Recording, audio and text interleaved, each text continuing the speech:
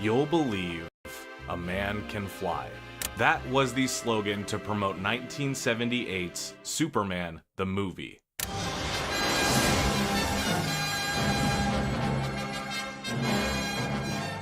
Now, in today's world of superhero cinema, we have pretty much seen it all. Admittedly, it does get harder and harder to impress audiences with the amount of things that we've seen committed to screen. But back in the late 70s, it was considered groundbreaking filmmaking just to be able to properly bring to live action the incredible power of Superman.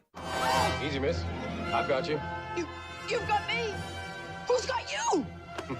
Without a doubt, this movie is recognized as a huge cinematic feat. For the time it was made, it took so much money and so many resources to be able to pull off what is now considered to be basic superhero stuff. And what really sold the idea of this movie to audiences was the promise that by the end of this movie, you would believe that a man can fly. And in my opinion, there is no better scene to showcase how they were able to pull off such an important feat than the true flying showcase of this movie, which is when Superman takes Lois Lane for a flight. So today we are going to watch that scene and figure out how Richard Donner and his crew were able to put together such an important and jaw-dropping scene. I'm Kier Gomes with Joe Blow Originals, and you're watching Scene Breakdown.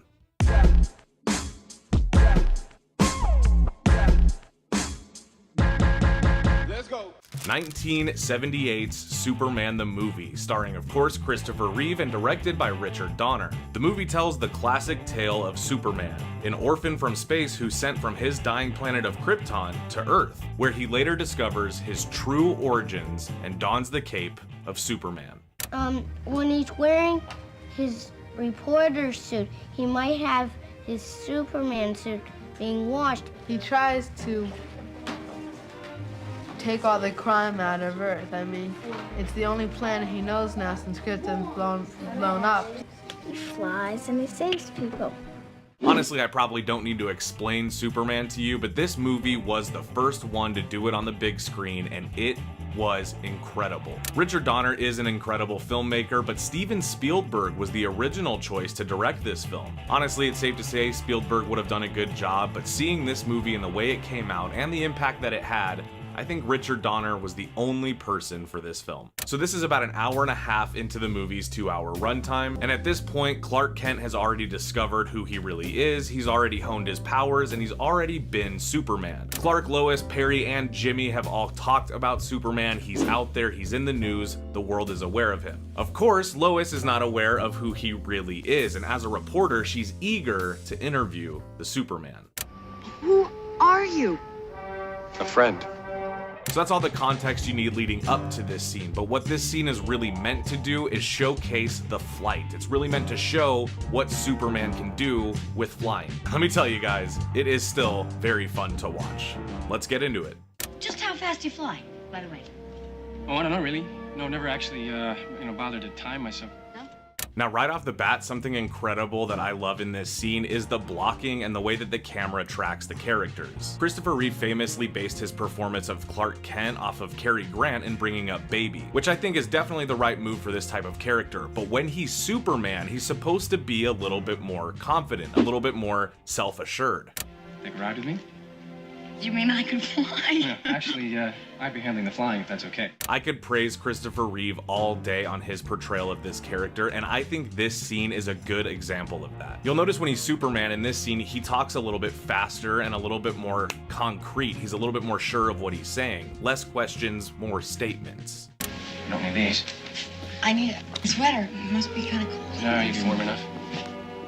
And the camera work really matches with that type of dialogue. So you can see when Superman is talking to Lois, the camera tracks him to keep him in control of the frame, the way that he's in control of the situation. Now, Clark would never be that assertive in trying to get Lois to do something with him, but Superman does have that confidence. It's also interesting because we're watching Lois interact with Superman, and it is very different than how she interacts with Clark. Who's that, your boyfriend? Clark? Oh, Clark. No, he's nothing. He's just a... Peter Pan, huh? Uh-huh. You know, I gotta say, I much prefer Superman being compared to Peter Pan than Jesus. Also, stick a pin in the Peter Pan thing because we're gonna come back to that. Wait, no! So what happens next is basically the big montage. We see Superman and Lois take off for flight, and then we get like a 4-minute scene of them just cruising the skies over Metropolis. And even New York City? The behind-the-scenes technical stuff is really what makes this part so impressive. These days, making it look like somebody is flying is a lot easier. Either the flight is being simulated so fast that you can get away with doing it in pure digital, and in any other case, it's just much easier to composite in green screen effects to make it look like you're flying. But this stuff at the time was revolutionary. It took things like wires, green screens, and digital compositing to make this happen, but it also took creative use of pre-recorded videos placed on screens in frame to make it look like the background was moving while Christopher Reeve was flying.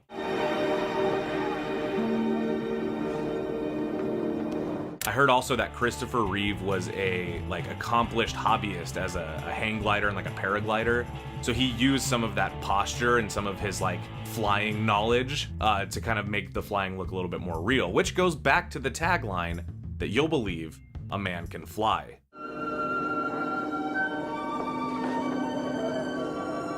Now, this movie famously was one of the most expensive films ever made, and at the time, it was the most expensive movie ever made by a long shot. There's an old factoid that I heard somewhere that just the credit sequence at the beginning of this movie was more expensive than any other movie just about. And part of why it was so expensive is because to accomplish these flying effects, this movie took 2 years to film. They also filmed it in 8 countries at 3 different studios. So this movie is a technical marvel, and the budget that went into it is just a sign of how much faith they had that Richard Donner could deliver on the tagline.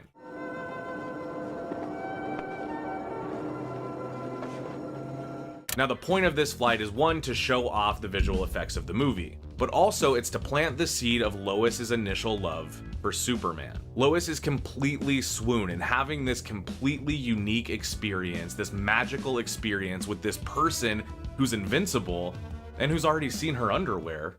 What color underwear am I wearing? She even has this like inner monologue where she's kind of doing this love poem about Superman. You look at me, quivering, like a little girl, shivering.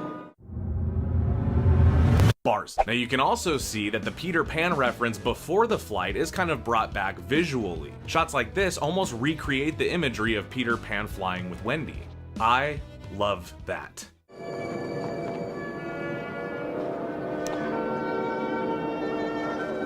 I'm not even gonna talk about the physics of it. This isn't a Christopher Nolan movie. It doesn't all have to be perfectly scientifically accurate.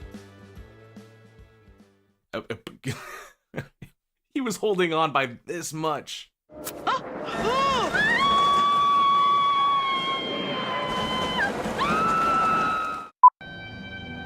we forgot to time ourselves. Now, the set design for Lois's apartment is incredible. John Barry was the production designer, and Richard Donner was pissed that after this movie came out, he didn't get the recognition that he felt he deserved. Not only is the set decorated very well, it also functions very well. There's a part right after this scene where Superman flies off and leaves Lois on the balcony, and then Lois goes back in her apartment and answers her door to see it's Clark. Lois, for goodness sake, didn't you hear me knocking? That scene was done with no cuts. Basically what they did was they used a pre-recorded video of Superman flying off, and Lois stood in front of that, so it looked like she's in that scene. And then she walked past the screen into the actual set, where in real time, Christopher Reeve was waiting at the door. It's stuff like that that make this movie so believable, and I love it. Now, this scene is iconic to the movie, but it's also just an iconic scene in cinema. In fact, Jerry Spiegel and Joe Shuster, the creators of Superman, were delighted by this movie. If you need to be loved, here I am. Anyway, guys, that was the scene, and that is why I love it so much. But let me know what other movie scenes you guys love and would love to see me break down here on the channel. Don't forget to like and subscribe and share with a friend who likes this sort of content. Thank you all for watching, and I will see you in the next one. Bye. I'll see you later. Can't stay still for a second.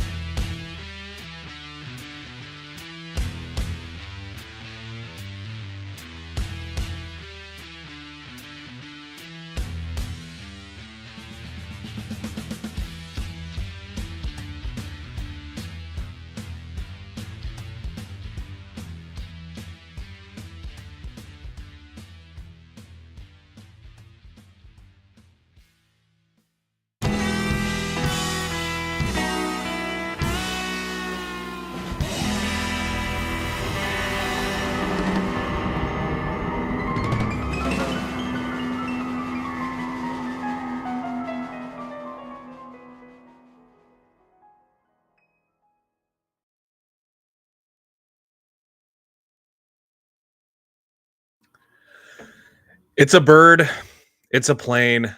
It's another white dude on the internet talking about Superman. Happy Friday, everybody, and welcome back to Friday Night Flicks. We got a hell of a show lined up as usual, and we have a special guest tonight, everybody. So I'm very, very excited for that. And if you saw the thumbnail, you already know what it is. Let me put on some music for us, and we will meet our returning guest. I like this song. We'll go with this one for now. All right, folks. So today we are going to be talking about the Superman films, but I couldn't do it alone. See, as much as I love comic books, as much as I love comic book movies, sometimes you need the biggest fan you can find of the specific subject in order to make any content that's worthwhile. So that's what we're doing today. Ladies and gentlemen, I would like to introduce friend of the show and producer, John Arrow Fallon. He's with us here tonight. Look at that. He's looking good, too. We can hear you, Johnny, but we can't see you. Am I looking good? You're looking tall, dark, and handsome as of right now. Okay. We'll wait for you. We'll wait for you. All right, while we're getting John set up, let's get to some comments from you guys. Oh, some of my my favorite returning regulars are here already. Hello, thank you for being here. 1M, happy Friday and happy New Year. Same to you, and much love.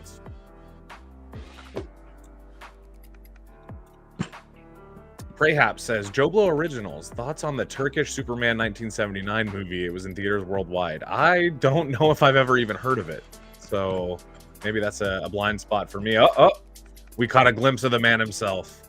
Okay, I think I know what's up. Give me a sec. Rare and elusive appearance from one Jonathan Fallon. There we go. Oh, my day is complete. My day is complete. How you doing, bro? I'm good, dude. I'm good, man. Can you put that music lower? Yeah. Here, I'll turn it down a little. There we go. How's that? That's a little lower. A little lower? Okay. I can't hear myself. Thank you. Thank you. Okay. It seems the restream did not recognize my webcam, so I'm going by the laptop webcam. But hey, who cares? Hey, everybody, how you doing? Very nice to see all of you. You're looking good either way, John. So don't worry about that. At the very least, how are you? How are you? Before we get into anything, how's John Fallon? I'm great. You're great. Yeah, life's very easy and very effortless, and all the bills are paid, so I'm great. Yeah. Good. Well, you're about to be a whole lot better, my friend, because we're going to be talking some Superman today, and I happen to know that Superman is your favorite superhero. Is that correct? 100%. Yeah. Right on. Is that a Superman hat you got on for us tonight? Oh yeah, big time. Oh, right on. Okay, perfectly thematically appropriate, which I appreciate. I don't have any Superman gear, so I'm gonna be the odd man out tonight, I guess. I'm wearing Superman underwear right now, but I'm not going to show them for obvious reasons. But Maybe if we can get like $100 in super chat donations, we can get John to show us his Superman underpants. Nah. All right, fine. Well, I gotta tell you, buddy, it's been a hell of a week for me. I'm looking forward to tonight's stream as usual. This is going to be a nice wind down for me from the rigors of the week, but we're in 2025 officially. We're here now, and the new year for us has been off to a hectic start, I reckon. So I'm excited to chill, excited to spend some time, talk about some Superman stuff. I even have a little bit of a surprise for you. I don't want to overhype for me. Yeah. Really? Oh, little one. Okay. Definitely don't get too excited. I should temper expectations, but it is just a little something that maybe you were not expecting to be here tonight. So I think a tier list ranking, John, is probably the way that we should do this. The reason I say that is because I have a little bit of a blind spot with some of these Superman movies. Some of the ones I've seen them all, but some of them I'm a little more well researched in than others. And some of these movies I just downright don't like. So I thought having you here as a secondary opinion would be a nice touch for everybody. That way everybody gets somebody to agree with, you know? Yeah, no, I think it's a good idea. So let's bounce. I'm pretty excited about today's show. So me too, my friend. Me too. And again, can't thank you enough for being here. I know we've been talking about it all week, but it always feels to me like 1 week is such short notice to ask people on. So thank you for being here. Of course, it's Superman. I had to be here. And also we have like, great viewers, listeners, whatever you want to call it. So I had to drop by and say, what's up to everybody. So let's go.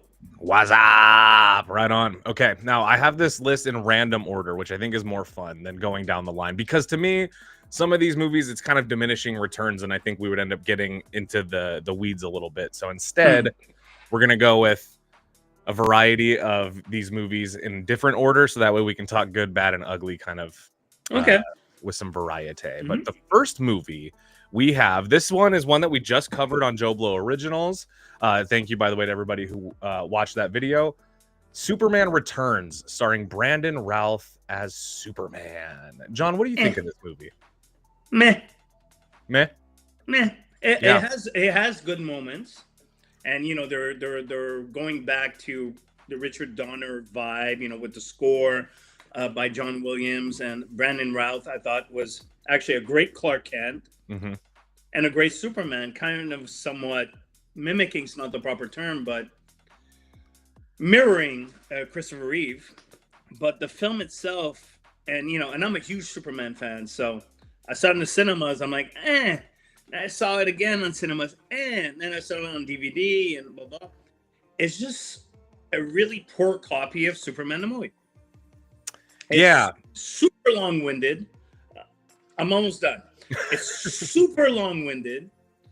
I didn't mind Kate Bosworth personally, but the plot is the same. In Superman movie, Lex Luthor wants create earthquakes to buy land and all this shit. And in this one, it's the same thing, but he wants to bring back Krypton land for some reason, and it makes no sense whatsoever. So I'm not a big fan of Superman Returns. I wish I was, because Ralph was great, and even Spacey was great. But the film around him was very meh to me. I don't disagree at all. Actually, I think you said it best. One thing for me that this movie, I do like the casting. I think in terms of trying to create a film that's in the same canon and continuity as the original Richard Donner movie, I think they did as good as they could. But I agree with you that they didn't do anything interesting with that concept beyond casting good people for basically a rehash of the original film. I will say I'm not a fan of the Superman suit in this movie. I'm gonna put it, by the way, in good. I think we could start in the mid category for that one, because there is worse movies. But on the topic of Superman Returns, I'm not a fan of the suit. This is one of those ones that I kind of feel. I'm gonna pull up a picture, a close up for you guys. I kind of feel that this is one of those ones that maybe was better as a concept, as honoring the original costume, that just doesn't translate today. As much as, actually, this is a pretty cool picture of it, but let me share it with you guys. As much as I think that like over designing with these superhero costumes, I mean, you know this, John, we see superhero movies all the time where the costume looks like a overcomplicated tactical derivative of the original. But this movie kind of opted for the opposite, and unfortunately, I don't think it works so well. They kept it basic: spandex, a belt, which doesn't, I guess, holds up the trunks. I'm not really sure the purpose of that, but I think the colors turn me off. The red's too dark, and the blue is too bright against the dark red. Am I being too granular here, John? Yeah. Okay. To me, look, we're all different people. For me, the last thing I focus on is the costume. For me, what I focus on is a good movie.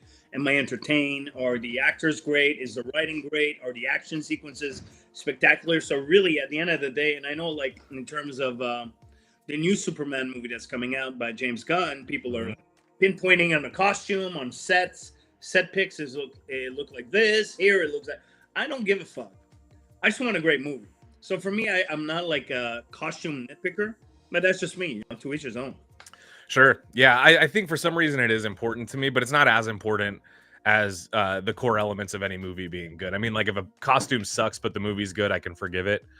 But with a meh movie, it does add to the fire when you don't even like looking at the main character, Yeah, I guess I never really saw a costume that was so bad that it would detract me from being involved in a narrative a story and action or whatnot. So, but like I said again, everybody's different, so it's all good. Ain't that the truth, man? The one other thing I want to say about Superman Returns, I'll get back to that screen, to the tier list. This is kind of a piece of praise that I would like to give the movie is in terms of Brandon Routh's performance. It is really cool that he got to return to this performance or to this role on TV, because I do think, in fact, someone said it here. Let me find the comment. Yeah, History Lover said it well as well. I'm okay with Superman Returns, not the best, and Brandon Routh got a bum rep. Yeah, I think people they leave him out of the conversation when they talk about Superman, and that is a shame. That is a shame to me. Yeah, no, and the movie did well. Yeah, not as well as WB wanted it to do, but it did pretty well. And for a while there was going to be another Superman with Brandon Routh. I think. Wait. I want to read the comment. I'm okay with Superman Returns, not the best by his bro. The comment left. I got you. What did he say? Not the best, and I think Brandon Routh gets a bum rep. It's just okay. I watch it. I think Routh was a great Superman in a mediocre film. There you go. Yeah, I agree. I also think that there's a lot of people in this movie that have since been canceled, and so it doesn't hold up kind of as well. Also, I think that's part of the. Unfortunately, Brandon Routh has nothing to do with that, but I think he's seen as the guy in the movie that has a bunch of problematic. Well, you got Bryan Singer was the director. Oh yeah, that's true. Yeah, you got Kevin Spacey. I know Spacey, had a good time, but I forgot about Singer's having a good time. So yeah, no, fair enough. Yep. So it is interesting, but I think just on that basis, the movie's kind of dripping with controversy in a way that, unfortunately, it doesn't do any favors for Brandon Routh. That's why I'm glad he got to do the role again on a separate project. He was great, actually. I want to cap it off with this. Like, really, in terms of, we're going to go through everybody who plays Superman, but in terms of mirroring Christopher Reeve, Brandon Routh did it. His Clark Kent, his Superman is like, totally like a Christopher Reeve. Yeah, but that's a compliment, because I agree. He clearly did his homework. Yeah, Reeve was the shit. So there you go. Yeah, man. Reeve. Spoiler alert to anybody who cares. Reeve is absolutely my favorite Superman to date. Still, the OG. Me too. The king. Yeah. All right. Speaking of Christopher Reeve, we've got now Superman 2. This is my favorite poster in all of the Superman lineup. With the three villains flying forward, right? That one? And then you got Superman kind of coming down at him. He's in the back. Yeah. Mm-hmm. Now this one, I don't want to spoil anything, John, but I want to go first, and I want to say this is probably one of the Superman movies that I remember the most from childhood. I'm very nostalgic about this particular Superman film. However, I do think it's inferior in some ways to a couple other ones on this list. So putting my own nostalgia aside, I would say this one is super, but I want to get your thoughts on it before I put it on the list. Okay, are we talking about the Lester version or the Donner version? That's a good question. Let's say the Lester version, because that's the version that I had watched. Have you watched the? Donner I have. version? Yeah, I have seen that with the additional footage from Donner, which of course does make the movie better. So okay, if we're gonna go fully Lester, do as you will, but I might bust your balls later. How about that? No. I can dig that, and I think that that's kind of the reaction I was expecting. And again, I have to put my own nostalgia aside, because nowadays, if I were to go back and watch the original Superman films, let's say like I wanted to just go back and watch all 4 back to back, I'd probably watch the Donner version of Superman 2 now, just because I see it as kind of the completionist version of the scene. Yeah. But as a kid, Superman 2 had a special place in my heart, because I felt like when I was watching that movie, I felt like I was kind of a contrarian. Even as a young kid, I remember thinking like, I like this movie that nobody else seems to like, and that makes me cool. And I've always held on to that. However, I think the drama behind the scenes of the movie as well, the older I get, the more into film I get, the more you hear these stories, has since affected my opinion of the movie. Just because I feel that once again, this is commonplace for Warner Brothers, they did the creative people involved in making this movie a little dirty, and it led to a film that maybe not everybody was proud of. Can I say one thing? Yeah, sorry. Because of course, much like yourself, you don't have to apologize. By the way, it's okay. You're right. It's my show. Exactly. What am I? Just the producer. But when I saw Superman 2, the theatrical version, the Lester version, when I was growing up, it was my favorite movie. And then I saw the Donner cut, and I liked it better than the theatrical because the slapstick was kind of gone, and it kept to the same tone as the original Superman movie. But there was one bit that Lester did that Donner did not do that I love, and it's a shame to me that it's not in Donner's cut, is when Lex Luthor and the villains are like in Daily Planet office, and Superman flies in. And Superman flies in, and he stands there outside the window of the building. Yes. Says, General Zod, care to step outside? And I'm like, yeah, bitch. That's so awesome. But that was fully Lester, not Donner.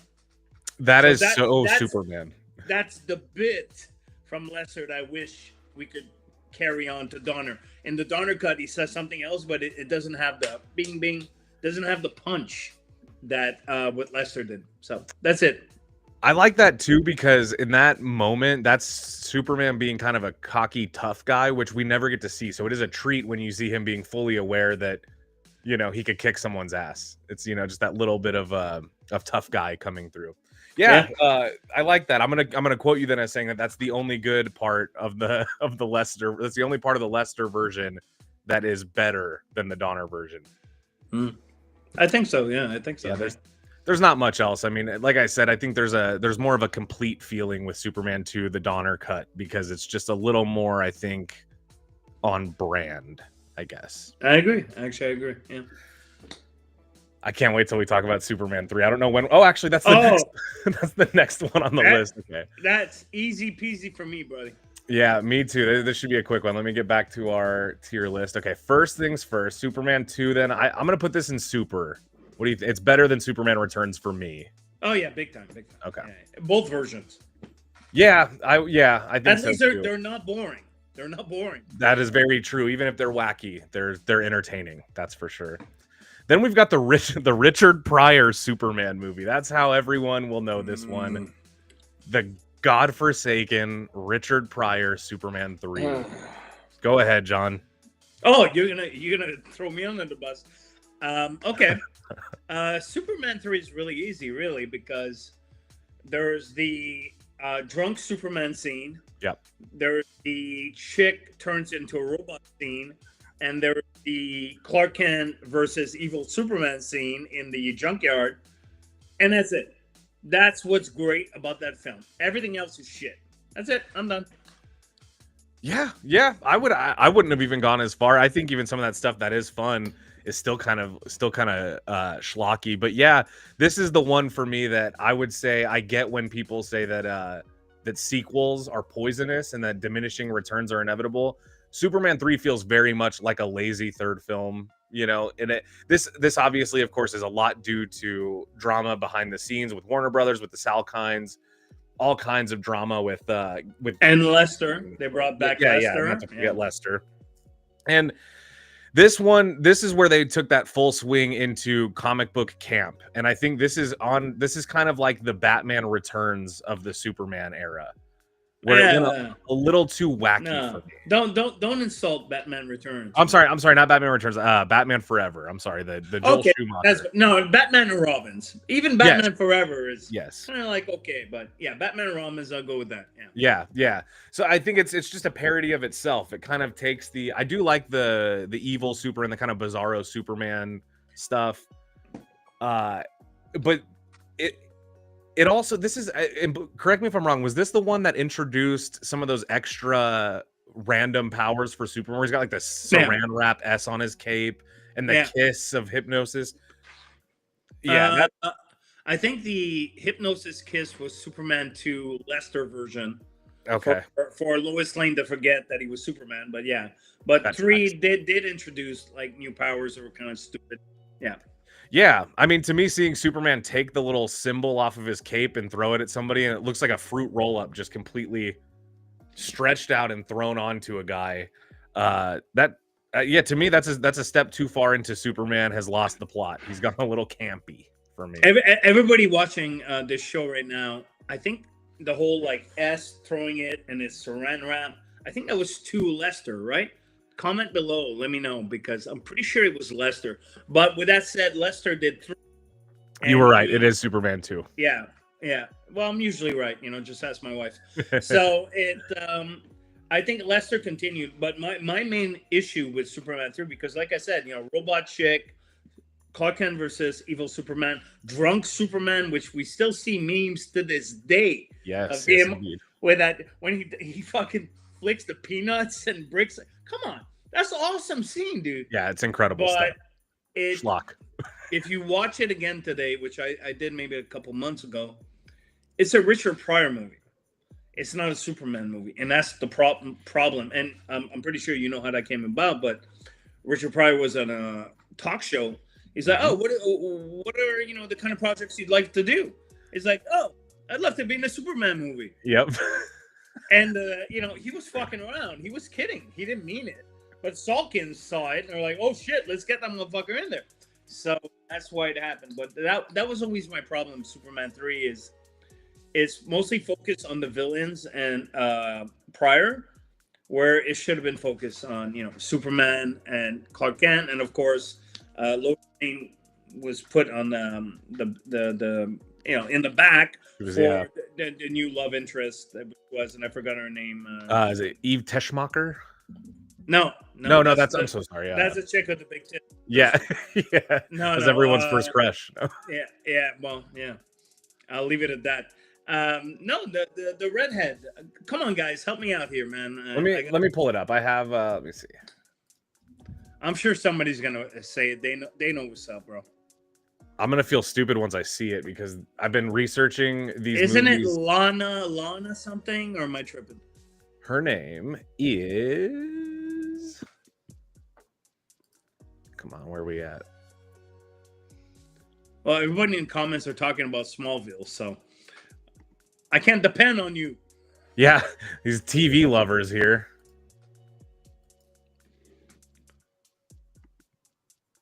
Wasn't Ursa? It wasn't. Okay, well, we're gonna rely on the comments. You got Lana Lang. There it is. Thank you, Mike Conway. Oh, Conway, of course. Of course. Who else but Conway would save the day? Yes, Lang. It's I had that name on my tongue, but I kept thinking of Ant-Man for some. I think his name's Scott Lang in the movie, so I was like, I can't. Yeah, there it is. It's all good, dude. Yeah. I think it's interesting too because Margot Kidder was one of my favorite parts about the original movie, and her role kept getting smaller and smaller, and that makes me sad. Well, it got smaller because she went on Team Donner, as opposed to Team Salkins, Team Lester. Yeah. So yeah, and God bless her for it. She was right. I mean, for sure. I mean, we could do an entire other live stream about how the Salkins, I'm going to use the word fucked Richard Donner, but we'll keep it positive tonight, right? Sure. Yes. Yeah. We're talking Superman in a good way, but that would be a fun thing to come back to. So maybe one of these days you and I could do that. That'd be really fun. I'm your man. I wouldn't mind a little shit talking stream, where we could just talk about things that didn't go the way we wanted in Hollywood, just air some grievances. It'd be fun. Okay. So let's get back to our tier list.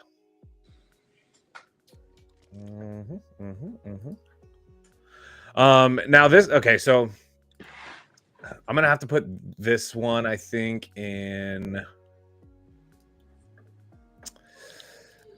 I'm gonna put it in Kryptonite. I hated this movie. There's not much. I think Drunk Superman's good, but and it's good even then, and it's good in a way that's kind of like guilty pleasure good. I don't know. Do you want to fight me on this at all? No, at all. Actually, it's like I said.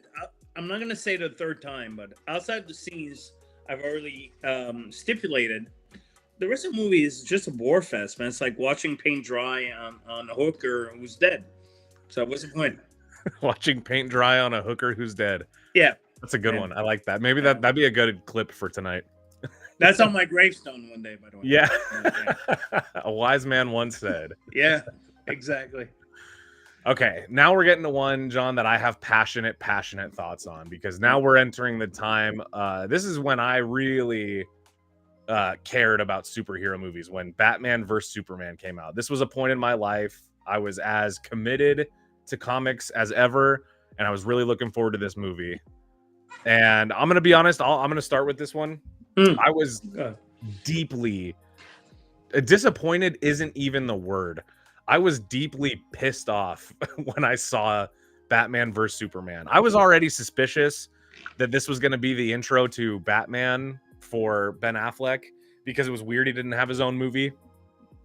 But then to take what was kind of exciting about Man of Steel, or any semblance of potential, and to ruin it by creating this godforsaken, boring soap opera miscast nightmare.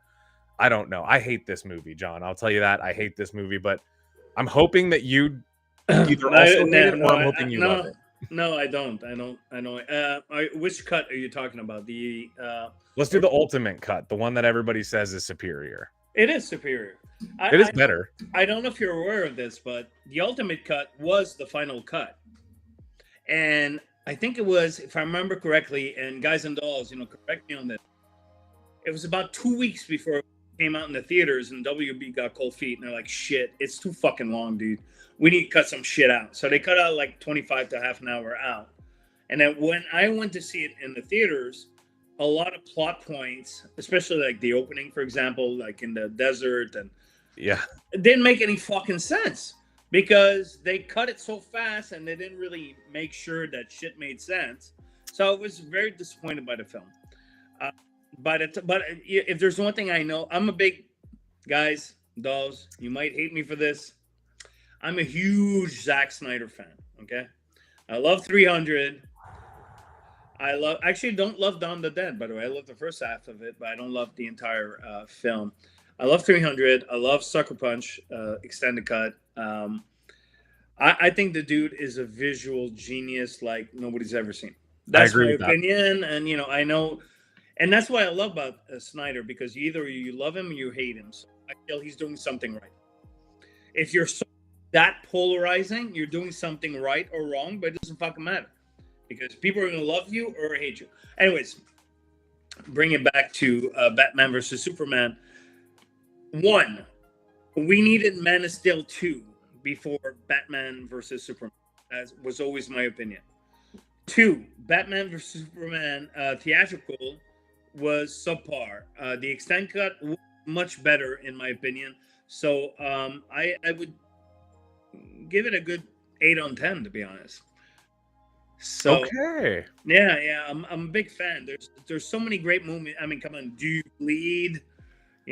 You will. I mean, punching Superman because he got hit with kryptonite, and then it stops because the kryptonite wears off, and he just fucking looks at him like, bro, you're about to get whacked. I mean, there's so many great moments. Even the Martha, you see, Kevin Murray. Must say Martha. But you know what? For me, man tears when that scene happened. And I will say this: we've seen Batman's origins many times, but in Batman vs Superman, the opening of how when the person comes in, the pearls, and and his parent is probably the best. Yeah, exactly. And it's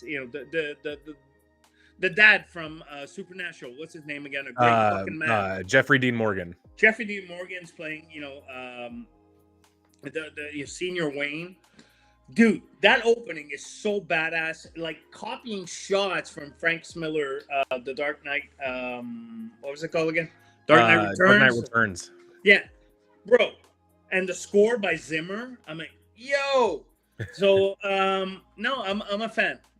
But I know you're not, so go ahead. Go to town, baby. Okay, yeah, this will be fun. So I want to start by saying I also think that visually Zack Snyder has the sauce. I think there's a lot of things that he presents on screen that that give me chills, honestly. I mean, I think like as much as people don't like, let's say like the Watchmen movie gets a lot of hate because maybe the movie doesn't live up to the comic, but it was never going to. But visually, it is very good. It looks very good.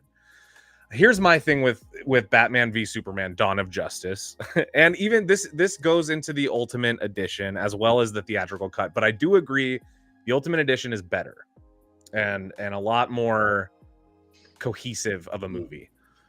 I also agree though that there should have been a Man of Steel 2, and I think there should have been a Batman to soft launch any feud between Superman and Batman. I would have liked to have seen both of them have a fair shot. Yep. On their own. But you know what was happening, right? Well, yeah, I think it was the Avengers had happened, and they were rushing to catch up to Marvel. Yeah, they wanted their Justice League, so they said let's do a movie with two of them. Yeah, how'd that go? How'd that go? It didn't go too well, man. Yeah, because Affleck, dude, all the freaking training, those training scenes, Affleck with the tires or the and he's jacked as hell. He's ripped ass. Yeah.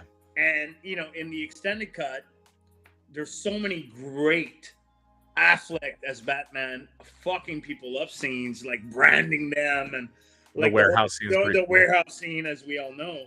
I mean, they had something. I guess they're a bit like me in bed. They had something. But they rushed it. They rushed it, and then fuck. They prematured, and now it's over. They had nothing but an idea and good intentions. Exactly. So it happens. It happens. That'll also be on the gravestone one day, probably. I'm sure. My gravestone's like, yeah. So I think this too. I think that a part of what I don't like about, and I'm not a huge Zack Snyder fan. Maybe that's part of it. He's made some stuff that, like, I think 300 is okay. But whoa. 300 is okay? Yeah, I think it's okay. I'd say 6 out of 10 for me. What the fuck? Yeah. Oh shit. Okay, we'll 6.5. We'll talk after the show with the host. I'll be polite. Go ahead. Go on. Yeah, maybe that'd be another fun stream. Us talking about Zack Snyder movies. Oh yeah. That would be fun. Yeah. So, and I don't like Jesse Eisenberg as Lex Luthor. I don't want to repeat what everybody else has already said online. I agree. It just didn't work for me personally. I think it was a bad call, a very bad call. The one thing that Batman v Superman, I'll say the two things that it really does do well for me is the casting of Batman and the casting of Superman. I like Henry Cavill. I like Ben Affleck as those characters. It's believable to me. Nothing else though. I didn't believe the feud. I didn't believe the way that they reconcile or the way that they, none of what happens in that movie was believable to me by any stretch. I kind of felt the whole movie was it felt like what they were doing was mashing square pegs into round holes, trying to make a Justice League happen. And I could feel it. And even in the Ultimate Edition, I think there's a lot of indulgent stuff that just kind of, it tries to add a lot of epic gravitas to a movie that to me was too boring to feel epic, That's me. And you're absolutely right, by the way. That was a studio imposed MO, and it showed. And yeah, they were premature. Henry Cavill as Superman should have had at least a Man of Steel 2. Yeah. And Ben Affleck as Batman. And in my opinion, and guys are watching, let me know in the comments if you agree or not. He fucking killed it. He murdered it. He was a great Batman. But he was slept into a Superman versus Batman plus Wonder Woman plus, So they rushed the process trying to catch up to Marvel, and it backfired. And now here we are, with a complete reboot of the universe via James Gunn. We'll talk about that down the road. Yeah, that'll probably come up. Okay, so then where does that leave us? Because you enjoy this movie. I would give this movie out of 10. I would give this movie a 4. Yeah, you're an asshole. So how about we put it? Let me ask you. Do you think I'm not an asshole? No, you are. You're gonna give this a 4? Do you think it's based on filmmaking prowess alone? It's a 6 alone. Based on just the filmmaking style, it's a 6 in my opinion alone. So let's put on 7 and be happy. Okay. A 4. Fine. Are you kidding? I agree that the filmmaking is good. I agree that 4? the technical What's wrong with aspect you? of it is fine for me, but the rest of it isn't. So okay, fine. You know what we'll do? Is it better or worse than Superman Returns? I like it better than Superman Returns. Okay, I would. I actually like it less, but we'll split the difference. I'm putting it in good. It's your show, bro. Okay, then it's going in the middle. We're gonna split the difference. I disagree with him, by the way, for the record. Yeah. Man, we could have done a whole show about this one movie, John. What were we thinking, man? That would have been fun. Next time, brother. Next time. Yeah, for sure. Okay, well, here's one that we probably both don't like. This is Superman 4: The Quest for Peace. Do you have any strong thoughts on this one, John?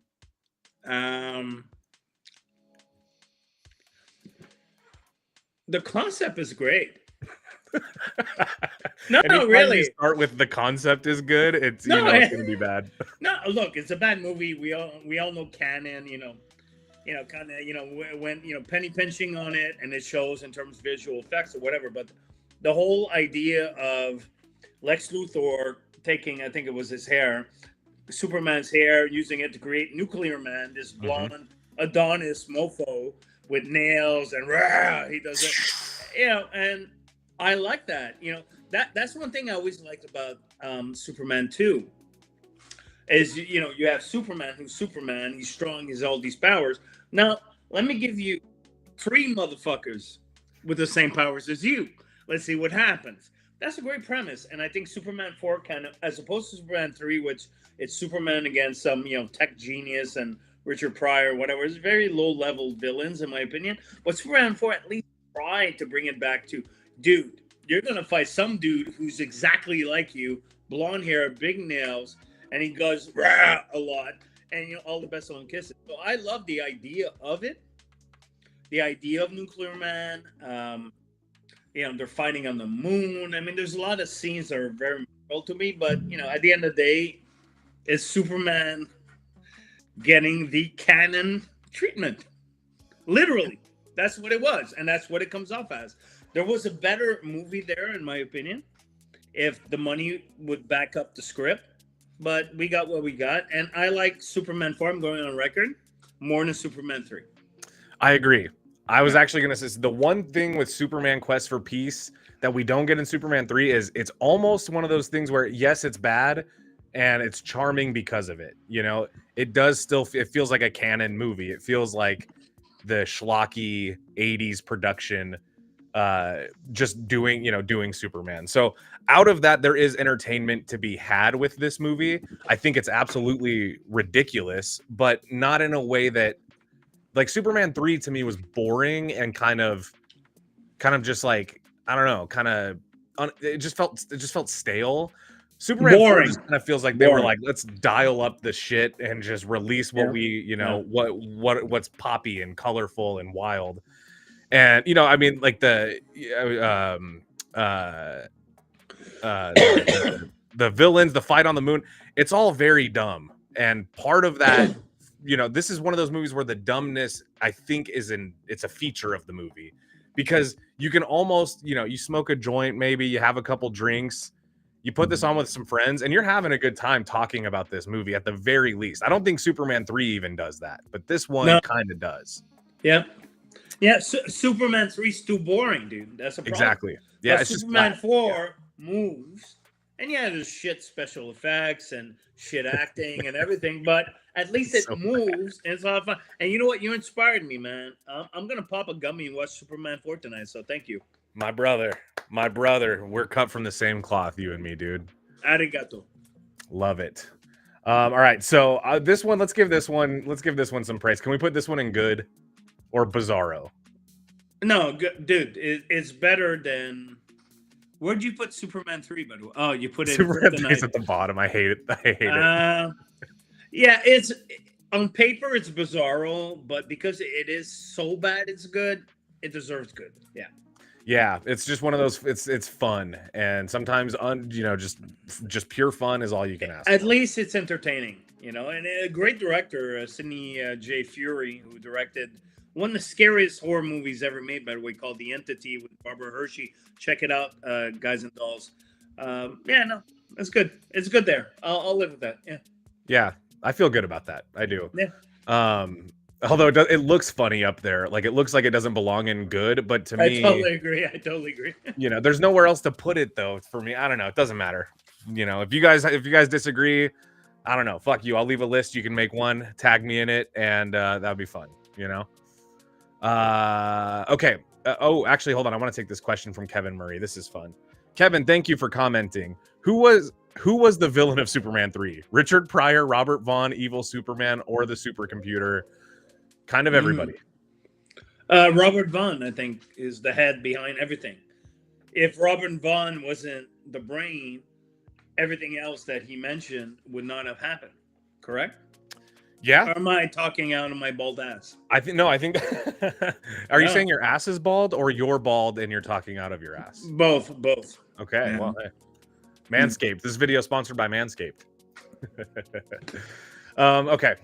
Here's this next one, Johnny boy, and this is Are you going Justice League? Let's consider it the Snyder cut. Let's say it's the Snyder cut, because that's there the is one no everybody other, there is no other cut, man. I agree. Yeah, the Justice League does not exist to us. We don't recognize it. No. Do you want to go first, John? No. Actually, you know what? I know how it's gonna go already. So go first. Okay. And I'll go easy on you. I just want to start by saying no disrespect to Zack Snyder or anybody who loves these All movies. right, right there. Stop. You're fired. Fuck you. It's a great film, and I want you out of here. Well, this might surprise you, but I'm not the biggest fan of this movie. I watched it when it came out. I put in the work. I watched all 4 hours. I even watched it the next time I watched it, 15-minute increments, pretty much all day long. And I don't hate this movie. It's not as bad as Batman v Superman to me. I actually think this is a huge step up in terms of, like, again, we're talking about the Snyder cut, okay? In terms of, like, a story, this movie is pretty good. I like it. It's a little stuffed because it's 4 hours long. I think actually the first hour and a half of this movie you could probably cut out, probably. But in general, it's not as bad. It's not as egregious to me as Batman v Superman. But this is one that I also think. I think the excitement that we got it, that it even came out, kind of led to a better public opinion of the movie. I think if this was the movie that we got all along and there was no internet hype, I think it would not have been reviewed as well as it was. Oh, wait. Sorry. I had to come back. Okay, yeah. Go ahead. But what I meant to say was it's great, and Zack Snyder is my spirit animal. That's good. I like that. All right, cool. Raise. You're getting a raise. Finally doing something good. So you weren't a fan of the film? I wasn't not a fan. I actually do think I would say it's like middle of the road for me in terms of, like, you know, the Superman stuff, whatever. But like as a whole, as a film, I would say this movie is better for me than just about any Zack Snyder movie. It's probably my favorite Zack Snyder movie. So. And you're shitting on it, so I guess I still don't love it. You're not a Zack Snyder fan. I loved it. I'm a big Zack Snyder fan. Man of Steel, I know we're going to talk about it, but for me is like way up there. Batman versus Superman, the extended cut is way up there as well. And when I saw the Josh, what's his name? Whedon. Justice League, I knew, man. I knew. Snyder got ass fucked with no lube, and it showed. And they used this whole excuse, his daughter committed suicide. So Joss Whedon came. No, that's not what really happened. And I know a lot of news outlets don't report the way it really happened. So I'm going to let you know. This is what happened. Yes, the studio was not happy with what Zack was doing. Yes, Zack's daughter, God rest her soul, committed suicide. But no, Zack didn't leave because of the suicide. He left because the studio wanted him out of there, because they didn't believe in his vision anymore, especially after Batman versus Superman. So they said, the studio said, let's use your daughter's suicide as an excuse for you stepping down. And he went with it, and he stepped down. That was it. And Whedon came in, and Whedon basically came in. It's funny how life goes, right? Whedon at a certain point was like a genius, a feminist, saying this, and now Could he's do no wrong. Exactly, and now it went completely the other way. But what Whedon did to that movie, when I first saw, I obviously saw Justice League theatrical first, and I was sitting there, I'm like, okay, what the fuck is this? Because I so not Snyder, bro. Yeah, it was garbage, dude. terrible. So for me, I was very grateful. I felt very grateful as a huge Snyder fan when Snyder's version finally got greenlit, and I watched it, all 4 hours of it, all the chapters. And personally, it's a fucking masterpiece. Who the fuck makes a superhero movie epic? 4 hours. Who the fuck shows that much respect and reverence and detail oriented? Who the fuck for a superhero movie, man? Zack Snyder does.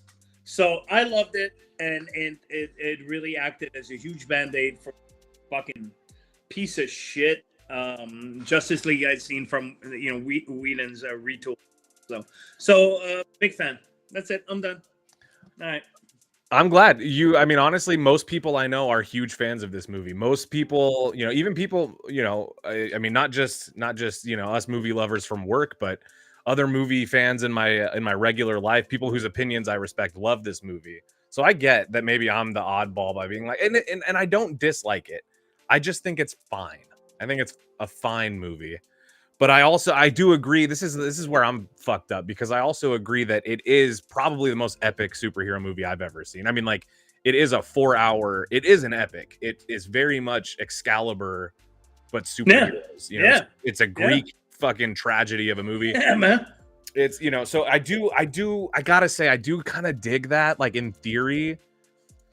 But when I watch it, I can't help but feel kind of, just kind of like, yeah, it's all right. It's good. This is a good example of a movie that the longer it's been since I've seen it, the less hard I am on it. Like, when I first saw it, I was a little bit more hard. The first time I saw it, I was like, nah. And then over time, I'm like, there are things that I remember about it that I think about often. And there's things done in this movie that I compare to other superhero movies that this movie did better. Like, I think that kind of in the Snyder cut, the Flash moment at the end where he runs back in time and turns the clocks back ever so slightly to save the world, and he gives that little personal monologue to his dad. I thought that kind of stuff, like, that is definitely respect to the DC world of characters. It's respect to, like, lore and relationships between these random characters that maybe aren't even in the movie. But then I'm like, what about the other 4 hours of the movie? What about the other? So some of it too is that the movie's long. It's I mean, it's an epic, but it's epic in length. And that's, I don't know, man. Like, I actually respected that, because finally Snyder was given the opportunity to make the movie he wanted to make, and he went all out. It is badass that 4 hours, man. Dude.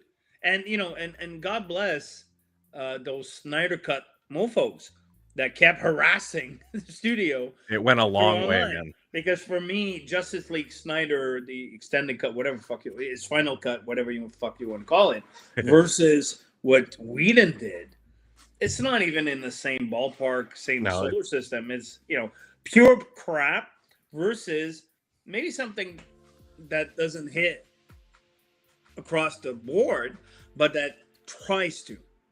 And I'll always say that about filmmaking. I'll always respect people that go for the stars and fail than people that just give you generic. And that's what Whedon did. And fuck you, Whedon, by the way. I'm right here, John Fallon. Give me a call. Fuck you. I'm with you. And Snyder is a guy that strives to do more. And he doesn't look it. Not the best storyteller. Great visual dude, but not the best storyteller. But he always goes for the gold. And I really respect that about him. So that's it. Good. This one, out of respect, I got to put this one in super, I think. What do you think? Super? Super I don't know. Duper? I can't say. No, put in super. Okay. Yeah. This is more, like I said, an out of respect move. Oh, sorry. Yeah, I forgot I wasn't on the screen. I think That's to okay. me that the placement makes sense just because I acknowledge the fact that this also is like the definitive Snyderverse movie. Like, of all the DCU stuff that happened during that regime, this is obviously the standout, the tent pole. It's kind of the one. So Snyder cut, it's good enough. It's fine. It'll pass. It's passable for me. John loves it. Would you see it in theaters, John? Would you see a 4-hour movie in theaters? Yeah. Yeah, you would see the Snyder cut. That's awesome, dude. I saw Nosferatu. Yeah, me It's too. like a bit over 2 hours. I had Yeah, a it's good like nap. 240. Did you nap as well? No. I did. What? Dude, that movie's whatever. Oh man, I love this, John. Man, so many things we could talk about on other episodes. Great visuals, but I'll leave it at that. What's next? I love it. Okay, next up is Superman the movie, 1978. Can I just drop this one in super duper? Yeah, just go. We don't even need to talk about it. I mean, I've talked about this movie ad nauseum. If you guys want my thoughts or our thoughts, Joe Blow Originals, we've done a ton of stuff about this movie. I'll say this about Superman the movie. It was the first time, to my knowledge, where the Jesus Christ analogies started to kick in with the Superman character. Because in the comic books, that was not the case. Mm-hmm. But Superman movie, you have like the ship where they send, Kal-El, in the ship. It looks like the star, that those dudes follow and find Christ, and then Jor-El dressed all in black and white, actually, with white hair, looking like some kind of depiction of God, saying, "Oh, I don't remember verbatim, so don't quote me on it, but something along the lines, you need to show them the way, blah blah blah." This kind of stuff, which of course, Man of Steel, Zack Snyder actually doubled down. Wow, sounded like Arnold. Kind of like Arnold. Yeah, I know. Wait. You double down now. Come on, do it. Do it now. He doubled down. He doubled down on the Christian, not undertones, I guess, tones. Tones, yeah. So, but really, historically, in terms of the comics and the movies, Superman movie is the first time where the Christian stuff started to come into the character, and of course, Snyder doubled down and went all out. But Superman movie is a masterpiece. It's not shot like a superhero movie. It's shot like I don't know, like a classic film. Yeah, I agree. It's like a Coppola vibe to it. Exactly. It's mm-hmm. a lot of wide shots and mm-hmm. the special effects for the time. That was 1970. What again? 78. 78. Fantastic. Reeves, forget about it. He's Superman. And you know what? I believe one day I'm going to die. And when I'm on my deathbed and my family, my kids, and everybody around me, and like, "John, do you have any last words?" I'm like, there's only one Superman, bro. Nobody will ever beat Reeves. Cavill can do it. This new dude, Corset, whatever the fuck his name is. Corn Sweat, yeah. Yeah, Corn Sweat, yeah, him too. Nobody will ever do it.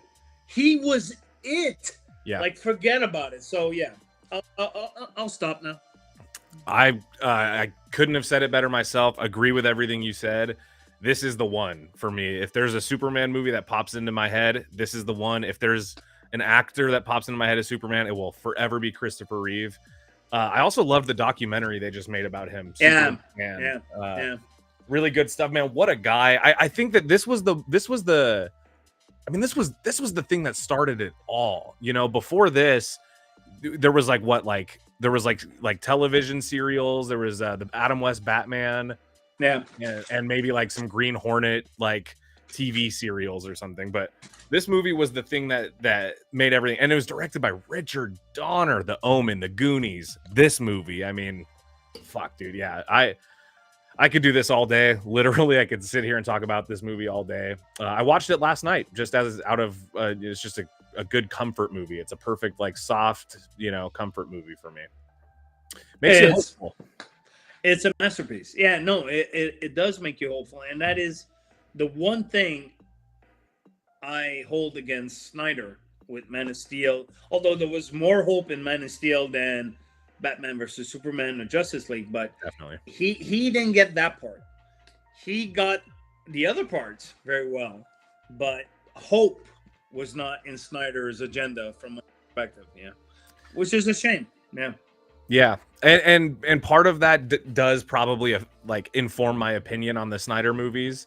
I do like I like my Superman to be different from Batman in that way. I like him to be less jaded, but it is what it is. The Superman 78, Richard Donner, Christopher Reeve, Margot Kidder, Gene Hackman. I mean, classic film. Mr. Smoker. Oh yeah, of course. Mr. Smoker. Mr. Smoker. Dude, she was great. Like that whole scene in the water when he has a chain with the kryptonite, and she's like, "My parents live here" or some shit. Yes. Great scene. Just great filmmaking, man. That movie is just great filmmaking, man. It is. In so many ways, it's ahead of its time, man. They definitely don't make superhero movies like that anymore, you know? Nolan would Yeah, maybe. close. Maybe. I'd love for him to do another one. Just another superhero in general. All right, man. We're at the last one. We're at the last one, and that is Mr. Zack Snyder's Man of Steel. Yeah! I love that movie, but go first. I kind of like this one too. Actually, maybe this is my favorite Zack Snyder movie because I think this one's fine. I like this one. In fact, I'll put this one in good. I put this one in super because I've seen this one probably the most times other than the original 78. Bump it up one more. You want it in super duper? Oh, yeah. You would put it up there like with the OG? Yeah. Oh, yeah. Easy peasy, man. Okay. Easy peasy. Let's talk about it. Go ahead. Okay, the OG gave me the heart and the soul I've always wanted from Superman. Yeah. But Man of Steel gave me the action. You have never seen Superman throw down like he did in this movie. I mean, the scene in Smallville, the final fight with Zod, and I mean, I could just solely the action, but even character-wise, I mean. Zod, the way he's developed, that character is a thing of beauty because he's not, oh, I'm a villain, twirling mustache. No, you kind of get the dude, you know. I was bred to protect Krypton. Now you took Krypton away, and now I'm gonna fuck you up. Yeah, I mean, like I understood the dude, and I think her name was Zerora or whatever. A good death is his own reward. That chick, yeah, amazing. I love Man of Steel, dude. Russell Crowe as Jor-El, and the fucking, pardon my French, Lord, the triple down on the Christ imagery. Yeah, they really went for it. Oh, dude, Zack Snyder was like, Superman movie kind of like hinted at the whole Christ thing, but you know what? I'm gonna make sure everybody knows. So, what's the scene? Russell Crowe's talking to Henry Cavill. You could save him, Cal. You could save them all. And he breaks the thing and comes up, in a cross. I'm like, yo, that's awesome. That's kind of awesome. They might as well have given him a crown of thorns instead of a cape. Exactly. Yeah.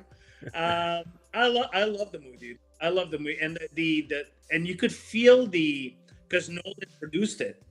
You could feel Nolan's hand. The same thing he did for Dark Knight trilogy. He did here the character layers.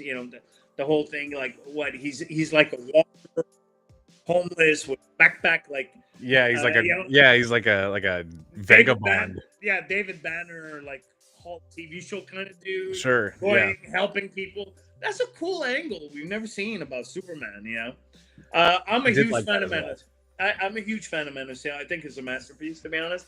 Probably my favorite superhero movie, to be honest. Superman movie is number one, but this one is number two. Yeah. You?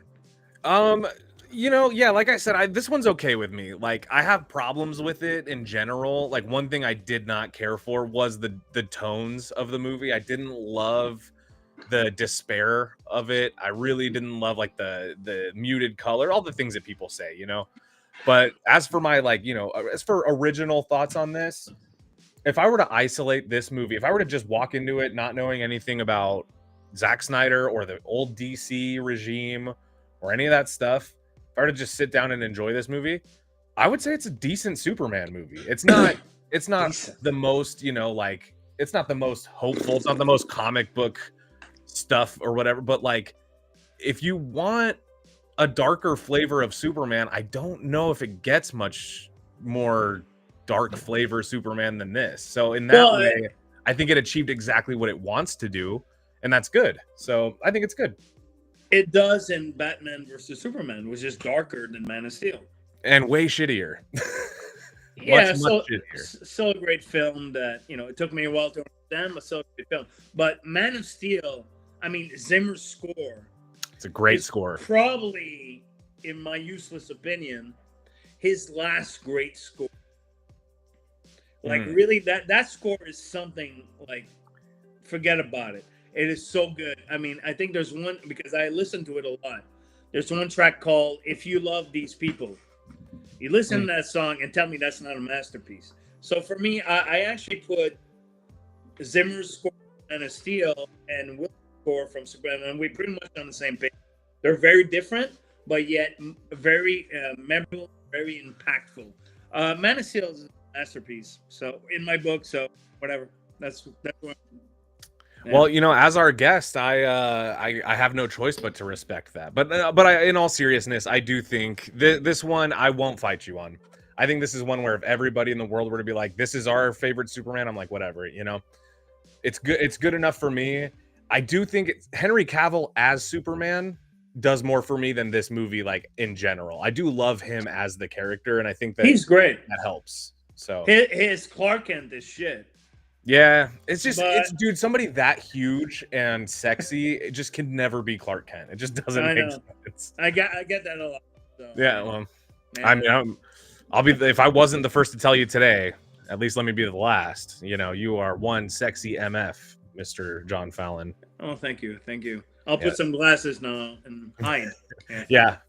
Now before we go, John, because we are at the end of our end of our show, I do have a little surprise for you, as I mentioned. I made you a little cartoon shout out from Superman himself. I got him to do this, and here you go. Just enjoy. Hey everyone, Superman here. There's been a lot of movies made about me, but I haven't seen them all yet. So thank you to Kier and John for being here to talk about them all. Gotta go. He was pressed for time. He said he didn't have a lot, but he wanted to personally thank us. So that's awesome. No CGI mustache on that Superman either. No, we won't even get into that. Now, will we? Yeah. We didn't have to, man. Yeah, that would have set the internet ablaze all over again. Yeah. Awesome, dude. Well, John. Oh, wait. Before we leave, the new Superman, James Gunn. We all saw the trailer. What do you think? Real fast. Go. I'm really looking forward to it, and I believe in James Gunn. What about you? Okay. Too many villains, but I like the vibe, and Crypto, I'm kind of like on the fence because, I'm a grown man, but I hear word on the street, he's not in the movie that much, so I could live with it. And the rendition of Williams' score with the guitar. Oh, I love that. It's like, fuck yeah, bro. So, I'll go see it. I'm a Superman fan, so I'll go see it, but I think it'll be better than Superman Returns. How about that? I agree. That's perfect. We'll talk again then after it comes out. We'll definitely talk to you about what we thought for sure. Yeah.